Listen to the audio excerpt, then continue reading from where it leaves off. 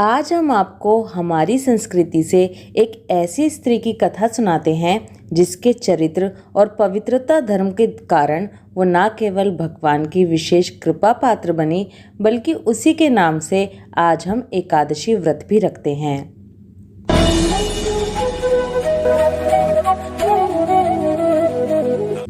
राधे कृष्ण आप सभी को।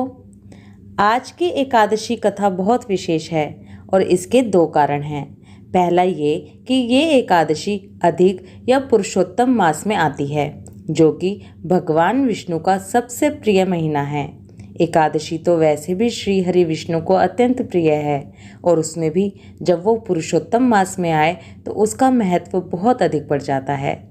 और दूसरा कारण ये है कि ये एकादशी प्रत्येक 3 साल या फिर ये कहिए कि हर 32 महीने के बाद आती है। चलिए इस विशेष और परम पुण्यदायी एकादशी की कथा सुनने के लिए सीधा चलते हैं उस महल में जहां भगवान श्री कृष्ण और राजा युधिष्ठिर के बीच में वार्तालाप हो रहा है। एकादशियों का श्रवण करते हुए राजा युधिष्ठिर ने भगवान श्री कृष्ण से कहा, हे प्रभु, अब आप अधिक मास की शुक्ल पक्ष की एकादशी के संबंध में बताएं। इस एकादशी का नाम क्या है तथा इसके व्रत का क्या विधान है? इसमें किस देवता का पूजन किया जाता है और इसके व्रत से किस फल की प्राप्ति होती है? कृपा कर ये सब विस्तार पूर्वक बताएं।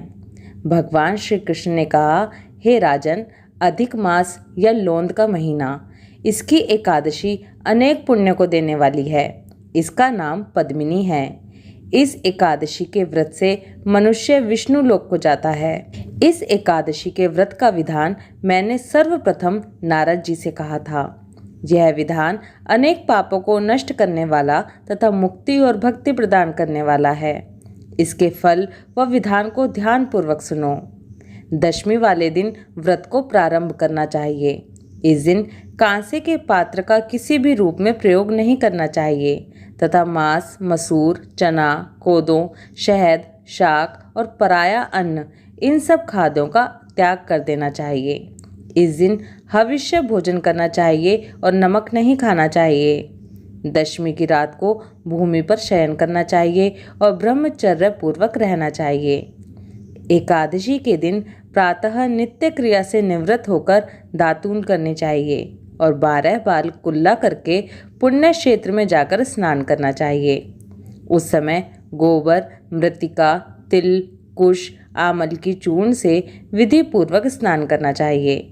स्नान करने से पहले शरीर पर मिट्टी लगाते हुए उसी से प्रार्थना करनी चाहिए, हे मृतिके, मैं तुमको प्रणाम करता हूँ। तुम्हारे स्पर्श से मेरा शरीर पवित्र हो। सभी औषधियों से पैदा हुई और पृथ्वी को पवित्र करने वाली तुम मुझे शुद्ध करो। ब्रह्मा के थूक से पैदा होने वाली तुम मेरे शरीर को स्पर्श कर मुझे पवित्र करो। हे शंख चक्र गदाधारी देवों के देव पुंडरीकाक्ष, आप मुझे स्नान के लिए आज्ञा दीजिए। इसके बाद वरुण मंत्र को जप कर पवित्र तीर्थों के अभाव में उनका स्मरण करते हुए किसी तालाब में स्नान करना चाहिए।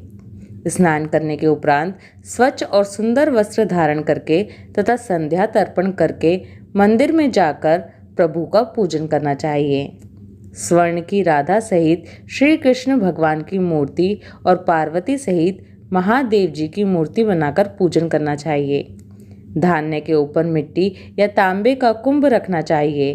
इस कुंभ को वस्त्र तथा गंध आदि से अलंकृत करके उसके मुंह पर तांबे, चांदी या सोने का पात्र रखना चाहिए। इस पात्र पर भगवान श्री हरि की मूर्ति रखकर धूप, दीप, नैवेद्य, पुष्प, केसर आदि से उनका पूजन करना चाहिए। इसके बाद भगवान के सम्मुख नृत्य व गायन आदि करना चाहिए। उस दिन पतित तथा रजस्वला स्त्री को स्पर्श नहीं करना चाहिए। भक्तजनों के साथ प्रभु के सामने पुराण की कथा सुननी चाहिए। अधिक मास की शुक्ल पक्ष की पद्मिनी एकादशी का व्रत निर्जल रहकर करना चाहिए। यदि मनुष्य में निराहार रहने की शक्ति ना हो तो उसे जलपान या अल्प आहार से व्रत करना चाहिए। रात्रि में जागरण करके नृत्य तथा गायन करके प्रभु का स्मरण करते रहना चाहिए। प्रति पहर मनुष्य को भगवान श्री हरि या शंकर जी का पूजन करना चाहिए। पहले पहर में भगवान को नारियल, दूसरे में बिल्वपत्र, तीसरे में सीताफल और चौथे पहर में सुपारी, नारंगी अर्पण करनी चाहिए। इससे पहले पहर में अग्नि होम का, दूसरे में वाजपेयी यज्ञ का, तीसरे में अश्वमेध यज्ञ का और चौथे में राजसूय यज्ञ का फल मिलता है। इस व्रत से बढ़कर संसार में कोई यज्ञ, तप, दान या पुण्य नहीं है।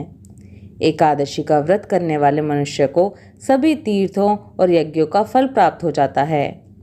इस प्रकार से सूर्य उदय तक जागरण करना चाहिए और स्नान करके ब्राह्मणों को भोजन कराना चाहिए।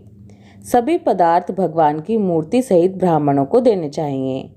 इस तरह जो मनुष्य विधान पूर्वक प्रभु का पूजन तथा व्रत करते हैं, उनका जन्म सफल हो जाता है और वे इस लोक में अनेक सुखों को भोगकर अंत में विष्णु लोक को जाते हैं। हे युधिष्ठिर, मैंने तुम्हें एकादशी व्रत का पूरा विधान बता दिया। अब जो पद्मिनी एकादशी का भक्ति पूर्वक व्रत कर चुके हैं, उनकी कथा को कहता हूँ। यह सुंदर कथा महर्षि पुलस्त्य ने नारद जी से कही थी।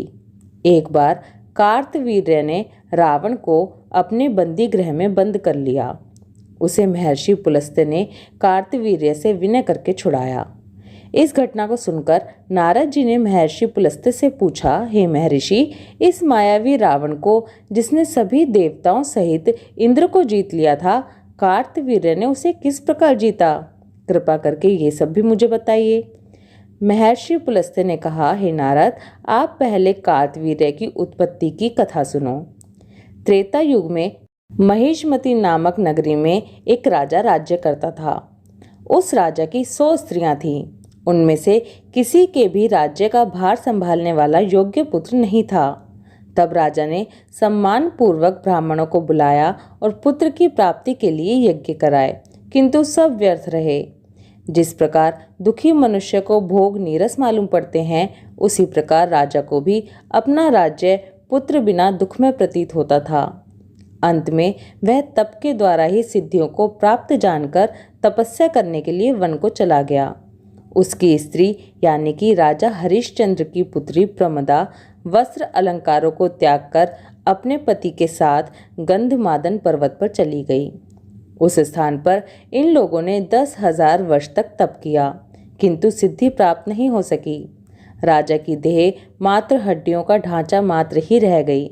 ये देख प्रमदा ने श्रद्धापूर्वक महासती अनुसुईया से पूछा, मेरे स्वामी को तप करते हुए 10,000 वर्ष व्यतीत हो गए, किंतु अभी तक प्रभु प्रसन्न नहीं हुए हैं, जिससे मुझे पुत्र प्राप्त हो। इसका क्या कारण है?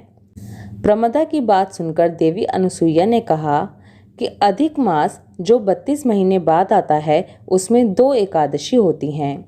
इसमें शुक्ल पक्ष की एकादशी का नाम पद्मिनी और कृष्ण पक्ष की एकादशी का नाम परम है। इनके जागरण और व्रत करने से ईश्वर तुम्हें अवश्य ही पुत्र देंगे। तत्पश्चात देवी अनुसुईया ने व्रत का विधान बताया। रानी प्रमदा ने देवी अनुसुईया की बतलाई विधि के अनुसार एकादशी का व्रत और रात्रि में जागरण किया। इससे भगवान विष्णु उस पर बहुत प्रसन्न हुए और वरदान मांगने को कहा। रानी प्रमदा ने कहा, प्रभु, आप यह वरदान मेरे पति को दीजिए। रानी प्रमदा का वचन सुन भगवान विष्णु ने कहा, हे रानी प्रमदा, मल मास बहुत ही प्रिय है। उसमें भी एकादशी तिथि मुझे सबसे अधिक प्रिय है। इस एकादशी का व्रत तथा रात्रि जागरण तुमने विधान पूर्वक किया, इसलिए मैं तुम पर अति प्रसन्न हूँ।